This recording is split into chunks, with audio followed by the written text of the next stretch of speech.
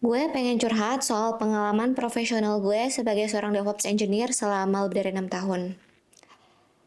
Jadi, kalian tahu kan, yang namanya dokter itu ada banyak jenisnya. Kayak dokter kulit, dokter jantung, dokter bedah, dan lain sebagainya. Nah, orang IT juga ada banyak jenisnya.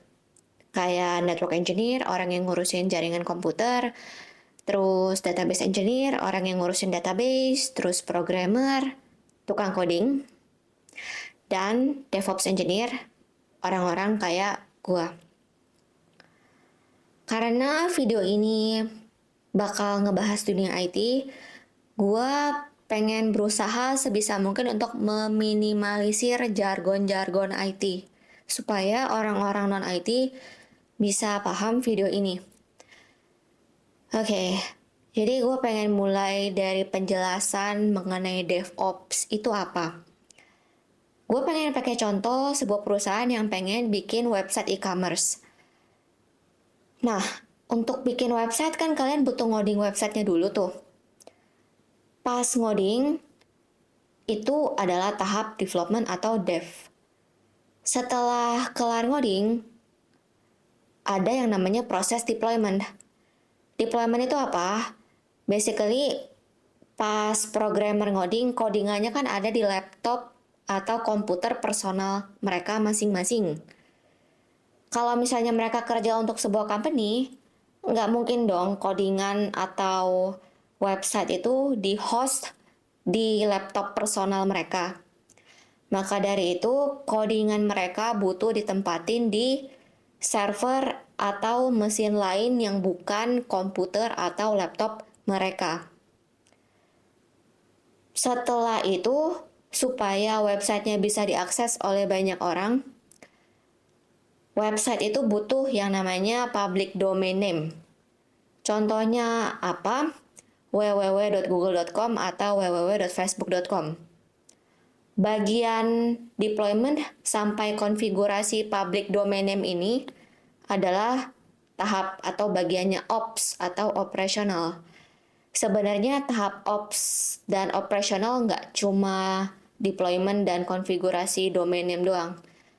Tapi ini cuma contoh simple yang bisa gue kasih di video ini ya supaya mempercepat penjelasan gue. Anyway, tugasnya DevOps itu adalah menjembatani tahap development dan tahap operasional. Makanya disebut dengan DevOps. Oke, sebenarnya ada cerita aneh mengenai asal mula gue bisa terjun ke dunia DevOps. Pas kuliah gue memang ngambil jurusan IT. Tapi pas semester 4, gue nggak ngambil fokus yang berhubungan dengan DevOps, melainkan gue ngambil fokus yang namanya Information Retrieval atau disingkatnya IR. Jadi di jurusan IT itu ada beberapa fokus kayak networking, bukan networking dalam konteks bersosialisasi ya guys, tapi networking dalam artian jaringan komputer. Terus ada database, ada game development, ada artificial intelligence atau AI. Pas itu gue ngambil IR. IR itu apa? IR itu basically adalah cabang dari AI yang fokusnya ke teks. Contoh paling gampang, kalian bisa lihat ChatGPT atau Google. Selain ngambil fokus yang nggak ada hubungannya dengan DevOps sama sekali, gue juga jujur aja gue nggak suka mata kuliah yang berhubungan dengan DevOps kayak networking, terus dasar-dasar operating system. Pas kuliah pun gue nggak dapat mata kuliah cloud computing. Jadi ya bisa dibilang pas kuliah itu gue bener-bener buta sama yang namanya dunia DevOps. Setelah lulus kuliah, pas pertama kali gue lamar kerja, gue ngelamar kerja sebagai Quality Assurance atau QA. Pas keterima di perusahaan pertama, mereka nempatin gue di tim inti perusahaan itu atau tim infrastruktur. Jadi gue ditempatin sama tim-tim network, tim-timnya sysadmin, tim database, dan tim SRE. Dan ini ada cerita yang aneh juga. Walaupun title gue QA, kerjaan gue nggak ada hubungannya sama sekali dengan kerjaannya QA. Jadi kerjaannya QA itu kan simpelnya adalah ngetesin program yang baru dibuat oleh programmer kan. Nah, kerjaan gue selama setahun pertama lebih ke arah kerjaannya full stack engineer. Karena pas itu gue disuruh mengembangkan sebuah website pakai Python dan frameworknya yang namanya Flask.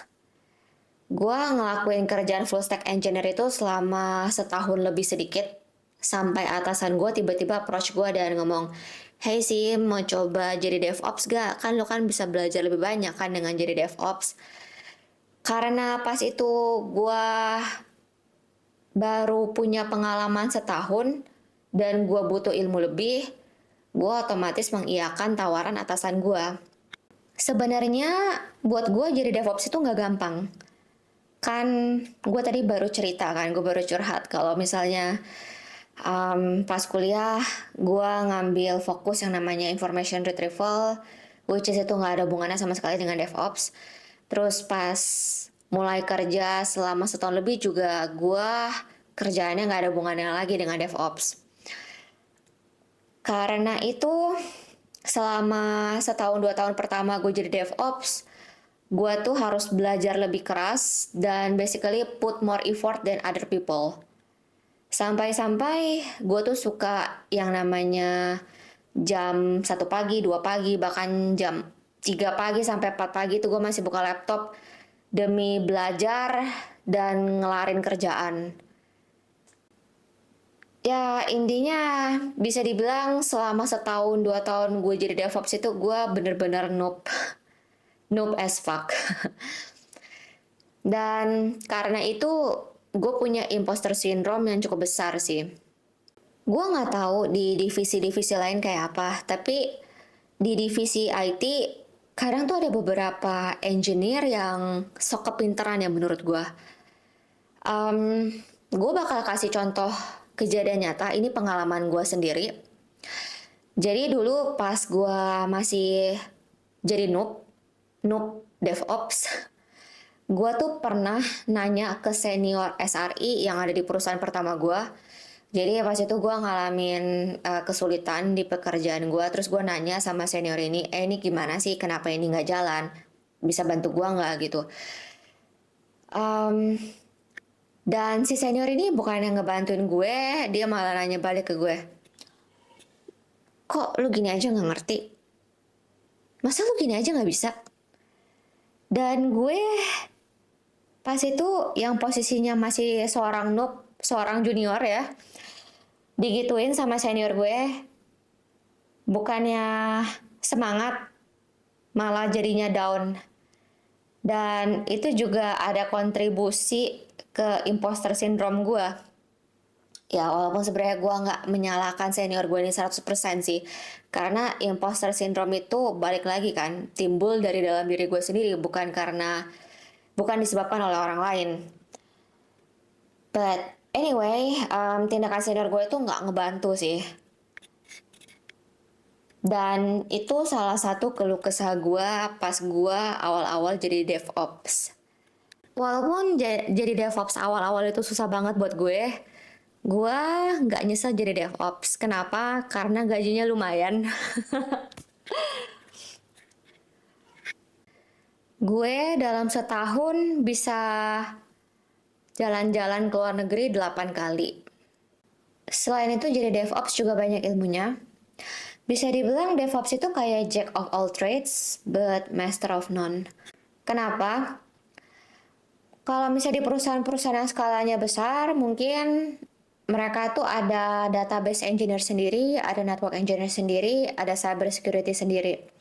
Tapi kalau misalnya di perusahaan-perusahaan yang skalanya lebih kecil, tugas-tugas mereka itu dilimpahkan ke DevOps karena mereka nggak punya tim-tim sendiri yang didedikasikan secara khusus untuk ngurusin jaringan komputer, database, dan cyber security. Makanya tugas-tugas itu dilimpahin ke DevOps. Karena itu, DevOps selain harus tahu mengenai cloud computing, terus infrastruktur, dia juga harus tahu mengenai networking, database, terus cyber security. Ya kalau misalnya nggak tahu sampai dalam-dalam ya at least tahu kulit luarnya lah, itu minimal. Keuntungan ketiga yang pengen gue bahas di video ini sebenarnya nggak eksklusif ke DevOps doang. Jadi kalau misalnya kalian tahu orang-orang IT itu kan banyak yang suka WFH atau work from home. Atau bahasa lebih ngetrennya mungkin work from anywhere atau WFA. Semenjak tahun 2020, semenjak COVID tepatnya, banyak perusahaan tech ini maksudnya teknologi, yang menerapkan sistem WFH atau work from home.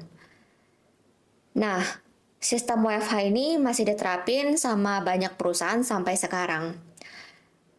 Bahkan kadang banyak perusahaan luar yang hire engineer-engineer dari Indonesia. Dan karena itu perusahaan luar, otomatis pusatnya ada di luar dong, di luar Indonesia maksud gue. Nah, karena pusatnya di luar Indonesia, engineer-engineer yang mereka hire di Indonesia nggak harus datang ke kantor. Yang mana memungkinkan untuk work from anywhere atau kerja di mana aja asalkan kalian punya koneksi internet dan laptop. Dan perusahaan-perusahaan yang nerapin culture WFA atau WFH, biasanya sih engineer-engineernya dan atasan-atasannya itu woles banget. Jadi dulu gue sempat kerja di perusahaan fintech. Ini masih perusahaan Indonesia sih, pusatnya juga di Indonesia, tapi CEO dan CTO-nya adalah orang US atau orang Amerika. Karena tim gue woles dan atasan gue juga woles, pas gue minta izin untuk kerja di negara Eropa, mereka ya iyain aja. Asalkan gue masih available pas jam kerja yaitu jam 9 sampai jam 5 atau 6 sore. Dan gue juga harus available pas meeting atau pas gue dibutuhkan. Jadi ya itu bisa dibilang one of its perks of being an IT engineer atau DevOps. Jadi kesimpulannya gue nggak nyesel terjun ke DevOps karena kalau dibandingkan dengan kontranya, pro-nya itu lebih banyak, jauh lebih banyak. Walaupun ya setahun 2 tahun gue harus belajar keras, terus put extra effort dibandingkan dengan orang lain, gue sama sekali nggak nyesel. Ini sekilas pengalaman gue sebagai seorang DevOps engineer.